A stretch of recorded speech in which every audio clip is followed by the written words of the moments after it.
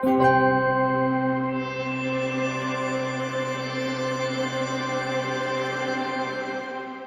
bonjour. Thank you very much for the opportunity to be with you today.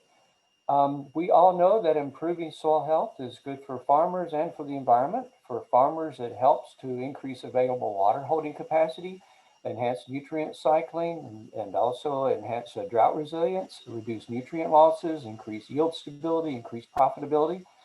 But also it's very good for the environment. It can increase carbon sequestration, reduce greenhouse gas emissions, can improve water quality, increase biodiversity, and many others.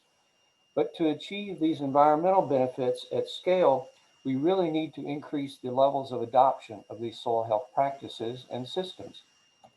So that's why our comprehensive strategy at the Soil Health Institute puts adoption at the very center of our goal.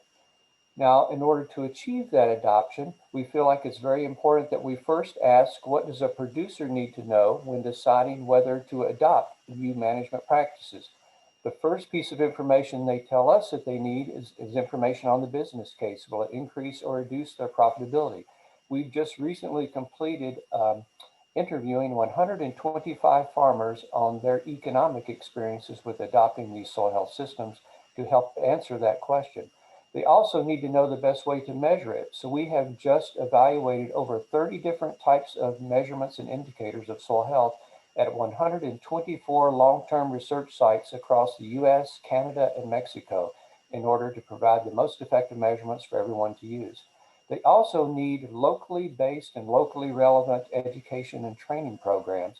In our training program, we not only use local technical specialists, but also local farmers who are already successful at implementing those practices in our training programs.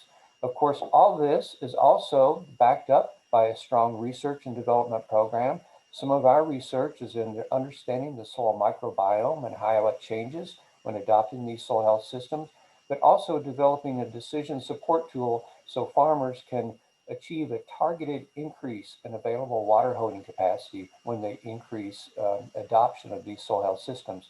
Even when we do all of these things and get greater adoption, we feel like it is important we do not stop there, but that we also quantify the impacts of that adoption, because quantifying the impacts on productivity ties right back into the business case, but also impacts on carbon sequestration, water quality, and other environmental benefits really helps us inform our policies.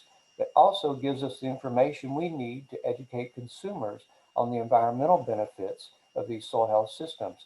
Because what we really want to do is increase market demand for more food, fiber, and fuel that's grown using these soil health systems.